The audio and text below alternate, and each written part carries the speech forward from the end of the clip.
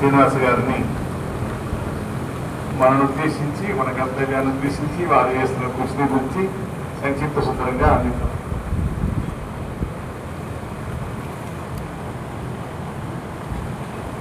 ఓం అస్మద్గురుభ్యో నమః.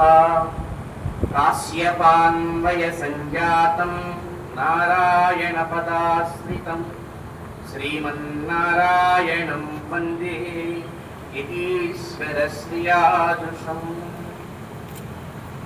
పెద్దలైన మహాత్ములందరి పాదపద్మాల సన్నిధిలో సాష్టాంగ దండ ప్రణామాలు ఆచరిస్తూ, సహజంగా పెద్దలను ఎప్పుడు సేవించినా ఒక విషయం జ్ఞాపకం వస్తూ, మనకి అపారమైన వాంగ్మయంలో ఎన్నో విషయాలున్నా ఒక ప్రశ్న ఎప్పుడూ జ్ఞాపకం వస్తుంది. పెద్దల్ని చూడగానే, దర్శించగానే, సేవించగానే. నిజానికి ఈ పెద్దల సన్నిధిలో నిలుచునే అర్హత కూడా లేని దాసుడు ఆచార్యుల వారు మీరు రావాలి ఇక్కడికి అన్నప్పుడు పెద్దల దర్శనం లభిస్తుందనేటువంటి ఆ సౌభాగ్యాన్ని పొందవచ్చనే ఒక సంతోషం, ఒక ఆనందంతో మాత్రమే ఇక్కడికి రావడం జరిగింది. పెద్దల్ని సేవించగానే గుర్తొచ్చే ఆ మాట ఏమిటంటే, ధర్మరాజు ఒక మాట అడిగాడు యక్షుడిని. చాలా ప్రశ్నలు వేశాడు యక్షుడు ధర్మరాజుని. అడుగుతూ అందులో ఆయన ఒక మాట అన్నాడు, కార్తిక్.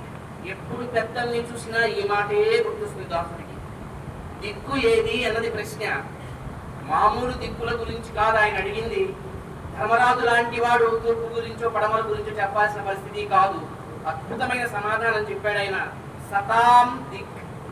ఈ మొత్తం సమాజాన్ని ఎప్పుడూ మార్గోపదేశం చేసే మహానుభావులు, సజ్జనులైనటువంటి పరమ భాగవతత్వములైనటువంటి ఆచార్య పొంగవులే ఈ సమాజానికి దిక్కు. అలాంటి ఆచార్యులను దిక్కుగా ఎవరు కలిగి ఉంటారు, దిక్సూచిగా ఎవరు కలిగి ఉంటారు, వారు వారి యొక్క జీవనాన్ని సార్థకం చేసుకుంటూ ముందుకి సాగగలుగుతారు. ఒక అందమైన మాట పోతన్న గారు భాగవతంలో కూడా రాస్తారు. కానని వాని ఊతగొని కాననివాడు విశిష్ట వస్తువులు కానని భంగి అనే ఒక ప్రారంభంతో ఒక అద్భుతమైన మాట. ఒక కళ్ళు లేని గుడ్డివాడు మరొక కళ్ళు లేని గుడ్డివాడికి దారి ఎలా చూపించలేడు. కర్మలలో చిక్కుకొని కర్మబంధములలో సతమతమవుతుండే వారెవరు ఇతరులకి దారి చూపించలేదు. మరి దారి ఎవరు చూపించాలి? వైష్ణవాంటి సంస్థాన రజోభిషిక్తులకు సుమృత కర్ములు అంటూ ముగిస్తాడనమాట. వైష్ణవుల యొక్క పాదధూళిని ఎవరు శిరస్సు మీద ధరిస్తారో వాళ్ళు మాత్రమే ఈ చికాకులతో ఉండే ఈ సంసార బంధం నుంచి బయటపడగలుగుతారు. అట్లాంటి సమాజానికి దిక్సూచికగా తమ జీవనాన్ని గడిపిన మహనీయులలో మన ముందున్నటువంటి కాలంలో అగ్రగణ్యులైన మహనీయులు కవిశాబ్దిక కేసరి, మహామహోపాధ్యాయ బిరుదాంకితులైనటువంటి మహానుభావులు రఘునాథ దేశిక స్వామి. దాసుడికి వారిని ప్రత్యక్షంగా సేవించుకున్న అవకాశం లేకపోతే, వారి వద్ద ఏదైనా చదువుకునే భాగ్యం లేకపోయినప్పటికీ మనసుతో సంబంధం. ఈరోజు నాకు చాలా ఆనందం. మనసుతో మా ఆచార్యులు, మా గోపాలాచార్య స్వామి వారికి, సాధువులు గోపాలకృష్ణమాచార్య స్వామి వారికి వేయించేయడం, చేయడం, వారిని చూడటం కూడా మరే భాగ్యాన్ని కలిగించింది. రఘునాథ దేశిక స్వామి వారితో మాకున్న బంధం సత్సంప్రదాయ పరిరక్షణ సభ ద్వారా వారు ప్రచురించిన గ్రంథాలు. ఇందాక మా రాఘవాచార్య స్వామి గారు చెప్పినట్టుగా ఈవేళ సమాజంలో ఒక చికాకు కలుగుతుంది.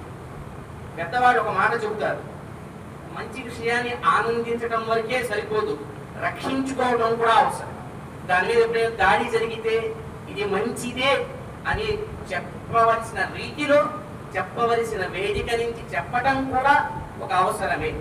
పెద్దలు చెబితే విన్నాను లేదు. ఇప్పుడు కొట్లాటలకి వెళ్ళని సహదేవుడు నిండు సభలో కృష్ణ పరమాత్మను దూషిస్తూ ఉంటే తట్టుకోలేక ఆ దూషించిన వారి తలపై నేను కాలెత్తుతానంటే దేవతలు ఆ కాలు పైన పుష్పవృష్టిని కురిపించారు అని పెద్దలు చెప్పగా విన్నాను. అంటే ఒక మంచి విషయాన్ని ఎవడైనా తప్పంటే అది విన్న మనం, ఆనందించే మనం, అది మంచిదే తప్పు కాదని కూడా చెప్పవలసిన తరుణం ఇప్పుడున్న ఈ సాంకేతిక పరిజ్ఞానం బాగా డెవలప్ అయ్యింది అనుకుంటూ దుర్వినియోగం అవుతున్నటువంటి ఈ సమయంలో జరుగుతుంది. అలా జరిగేప్పుడు మనకి జ్ఞానం ఎక్కడి నుంచి వస్తుంది? రకరకాల స్థితిగతులలో, పరిస్థితుల్లో ఉండే మనందరం వ్యాకరణంతో, ధాతువులతో సంస్కృతాన్ని, శాస్త్రాన్ని మూలం నుంచి నేర్చుకోలేని నాలాంటి వాళ్ళు ఎంతో మంది. అలాంటి ప్రశ్నలకి సమాధానం చెప్పాలన్నా, ముందు మనం తెలుసుకోవాలన్నా మార్గదర్శకంగా కరదీపికగా ఉండే గ్రంథాలు ఆ మహానుభావులు అందించినటువంటి సంప్రదాయ పరీక్షణ సభలు ఉన్న గ్రంథాలు. శంకర భగవత్పాదుల వారి గురించి ఒక శ్లోకాన్ని వారు ఉట్టంకించారు. ఆయన ఎట్లా ఉండేవారో చెబుతూ ఆ శ్లోకాన్ని కానీ అర్థాన్ని కానీ చెబితే ఈ రోజున ప్రపంచంలో చాలా మంది తట్టుకోలేదు. కానీ ప్రమాణంతో ఆ శ్లోకం ఎక్కడుందో, నమాం యభోగి పరివార సంయుతం నిరస్తభూతి అనుమార్థ విగ్రహం. ఎంత అద్భుతంగా అంటే పంచపాదిక అనేటువంటి స్తోత్రంలో పద్మపాదుడనే మహానుభావుడు తన గురువుని వర్ణిస్తూ ఆ వర్ణించిన వర్ణన శంకర భగవత్పాదుల యొక్క రూపవైలక్షణ్యాన్ని మనకి తెలియజేస్తుంది. ఇది దర్పదళనం అనే గ్రంథంలో మన సంప్రదాయ పరీక్ష ద్వారా ఆ శ్లోకాన్ని ఉటంకించారు. ఇది నాలాంటి ఏం తెలియని వాడు కూడా ఆ శ్లోకం ఒక నేర్చుకుంటే చాలు, ఒక విషయం మీద చక్కటి క్లారిటీ. పెద్దలు ఒక మాట చెప్పారు, సంవత్సరాల తరబడి గ్రంథ పఠనం కన్నా క్షణకాలం సత్సంగం విన్నాను. మనం ఏం చదవాలో తెలియదు, చదివినా ఎట్లా అర్థం చేసుకోవాలో తెలియదు. అందుకే పెద్దలు చెప్పారు కదా, శాస్త్రజ్ఞానం బహుక్లేశం బుద్ధేశ్వరకారం. ఇప్పుడు ఏదో గాడిద అర్థంలో చూస్తే దానికి గాడిద కనిపిస్తుంది, అందమైన అప్సరస్ కనపడదు కదా. అలాగే రామాయణ భారత భాగవతాన్ని చదివినా పెద్దల ద్వారా సేవించుకోకపోతే అవి విపరీత అర్థాలని, వాడికి వచ్చిన అర్థాలని ఇస్తే ఇవాళ చాలా మంది ప్రబుద్ధులు అట్లా మాట్లాడేవాడే బయట ఉన్నారు.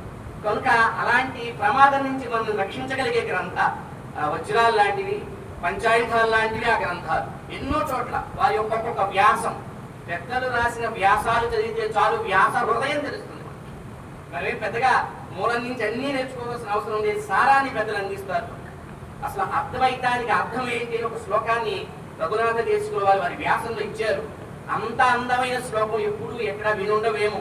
మొత్తం అద్వైతాన్ని ఎట్లా అర్థం చేసుకోవాలి, అసలు అద్వైతం అంటే ఏంటి అని వారు ఒక శ్లోకాన్ని ఇచ్చారు. భుక్తం నద్వి మృణాళయో నమధునో పీతం ద్విరాజీవయో సుప్తం నద్వి పలాశయో అంటూ ఒక రెండు చక్రవాకముల జంట యొక్క అవినాభావ సంబంధములు అద్వైత భవేన్ మిథునమితి అద్వైత మేవానయో అంటూ అద్భుతంగా వారు ఒక శ్లోకంలో ఆదాని వైభవాన్ని, ఇలా వారు ఏ వ్యాసం రాసిన సంకల్ప సూర్యోదయంలో హనుమత్ వైభవాన్ని చెప్పి ఒక శ్లోకాన్ని ఉటంకించారు. పెద్దలని సేవించడం అనేది ఆనందించడం వరకే ఆగిపోకూడదు. ఇలాంటి తల్లులు పెద్దలంతా సంప్రదాయానికి రక్షకులుగా సేవకులుగా ఉండి దీన్ని నిలబెడుతున్నారు, ముందుకు నడిపిస్తున్నారు.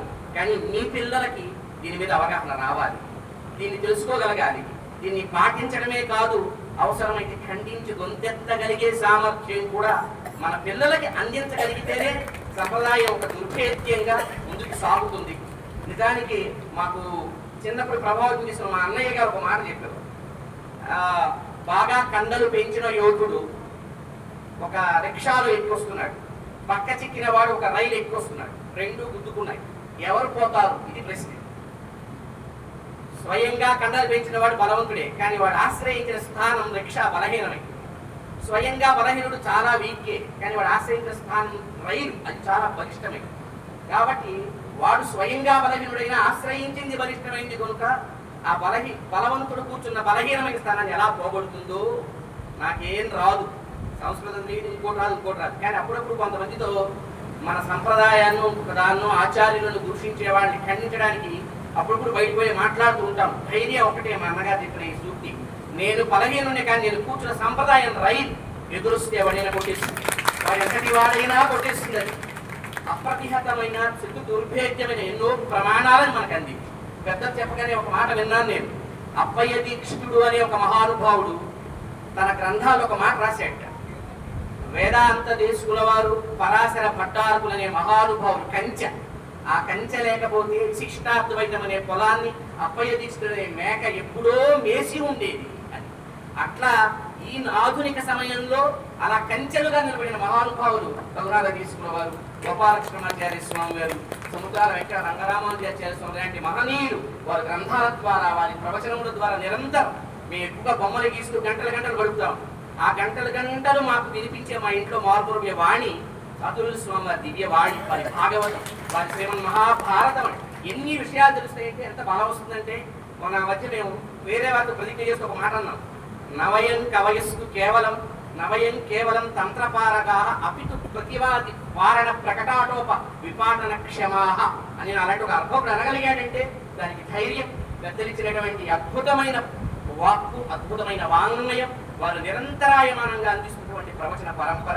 కనుక ఆ గ్రంథాలని ఆనందించడం వరకే కాక సంప్రదాయానికి ఒక కవచములుగా మార్చగలిగే రీతిలో మన పిల్లలకి కనీసం వారంలో ఒక్కరోజైనా అలాంటి ఒక గ్రంథాన్ని చదివించే ఒక అలవాటు.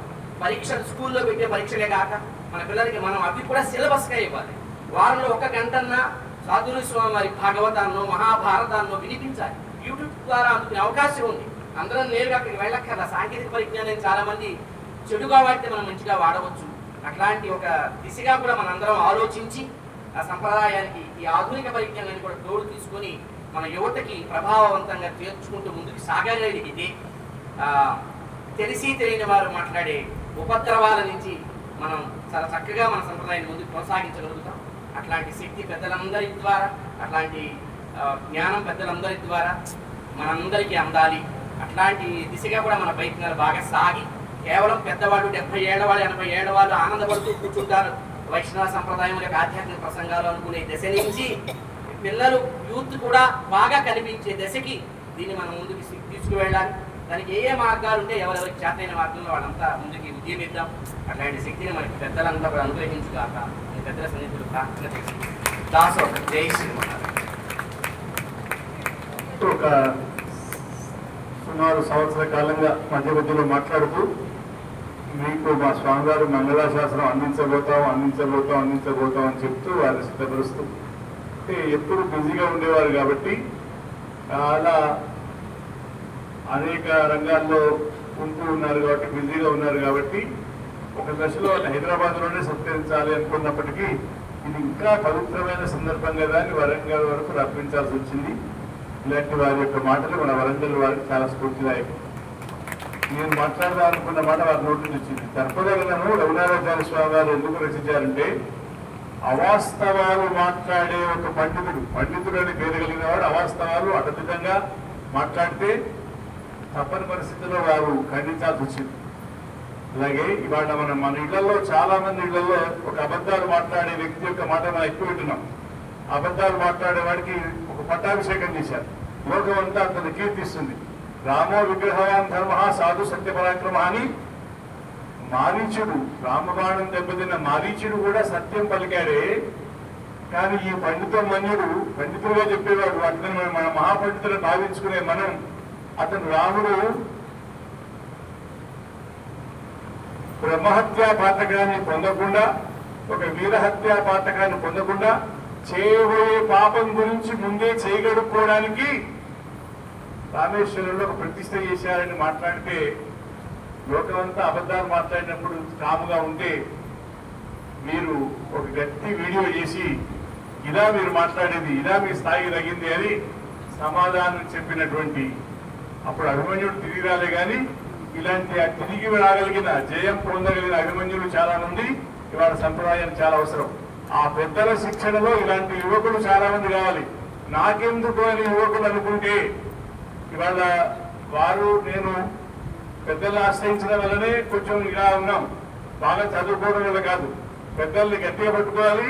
వారు అందించిన సహాయాన్ని లోకల్లో నిలబెట్టాలి. ఇవాళ మన ప్రతిజ్ఞ ఎట్లా ఉండాలంటే చాలా మంది వింటలేరు, ఇది లోపమే. కానీ వినకపోవడం ఎంత లోపమో ఎవరు పడితే వాళ్ళు చెబితే వినడం కూడా అంతకంటే పెద్ద లోపం. ఈ లోపం నుంచి బయటపడాల్సిన అత్యావశ్యకత ఉన్నది. ఇవాళ మన సంప్రదాయం మీద ఒకరు దాడి మొదలుపెట్టి అతనికి దాడిగా 2వ వాడు మొదలయ్యి 3వ వాడు మొదలయ్యి దుష్ట చతుష్టయం ఇవాళ 2 రాష్ట్రాల్లో వాళ్ళకే పట్టం కట్టారు. ఆ దుష్ట చతుష్టయం ప్రవచనాలతో ఇవాళ మన సంప్రదాయం మీద ఎన్ని రకంగా చాలా బొడ్లు జరుగుతున్నారో ఇది ఎదుర్కోవడానికి చాలా అవసరమైన ప్రతిజ్ఞ ఏంటంటే మనం కలిసి ముందుకు సాగాలి. వైష్ణవం మీద విశ్వాసం కలగాలి, దాంట్లో విశ్వాసం కలగాలి, దాంట్లో ప్రవేశం కలగాలి, పట్టు సాధించాలి, నలుగురు బోధించాలి, వారితో మాట్లాడించగలగాలి. ఈ ప్రయత్నంలో భాగంగానే హైదరాబాద్ లో 2 యువకులకు సత్కారం, నిన్నొకరి సత్కారం, కొన్ని వేల మందిని ఒక దగ్గర చేర్చి మధ్యాహ్న సమయాల్లో ఆ అమ్మగారులకు స్వాములకు కొంతసేపు సంప్రదాయ విషయాలను బోధించి వారు దీంట్లో పుట్టినందుకు పెరుగుతున్నందుకు సంతోషించేలా చేసి ఇతరమైనవి చెవులో పడకుండా ఏమైతే లే అనే పరిస్థితి నుంచి మన సంపద యొక్క విలువ తెలిసేలాగా ప్రయత్నం చేసిన సందర్భంలో సాధువు స్వామి గారు కూడా మేము కూడా మధ్యాహ్నం సమయం కేటాయిస్తాం, అది జరగవలసిందే అన్నారు. మురళీకి ఇష్టపడ్డలే అన్నారు. పెద్దలందరూ సంతోషిస్తున్నారు. ఇలాంటి అంశంలో, ఎందుకంటే తప్పు జరిగిన చోట తిరుమలలో ఆ డైరీ వేసినప్పుడు వెంకటేశ్వర స్వామి వారిని అర్ధనారీశ్వరుడుగా చిత్రించినప్పుడు రఘునాథాచార్య స్వామి వారు ఊరుకోకుండా నాకెందుకులే అనుకోకుండా అంత పెద్ద వేశ్వర వారు పరకాల స్వామి వారిని పిలిచి వారితో గట్టిగా మాట్లాడి కరపత్రాలు వేయించి చిరంజీవి స్వామి వారి దగ్గరికి వెళ్ళి మాట్లాడి అవన్నీ ఒక ఉద్యోగంగా చేస్తే ఈవో గారు ఇలాంటివి రిపీట్ కావద్దని ఒక సంతకం పెట్టారు. అంటే తప్పును ఎదిరించడంలో, తప్పును ఖండించడంలో మనం ముందుండాలి అనే అంశం మన ఆచార్యుల వారి యొక్క అనుష్ఠానంలో ఉంది. కాబట్టి ఆ దిశగా అడుగులు వేస్తున్నటువంటి ఆ యువతకు సంబంధించిన వారిని పెద్దల మంగళాశాసనం వరకు ఇప్పుడు ఇక్కడికి ఆహ్వానించడం జరిగింది. ఇలాంటి వారు చాలా అవసరం.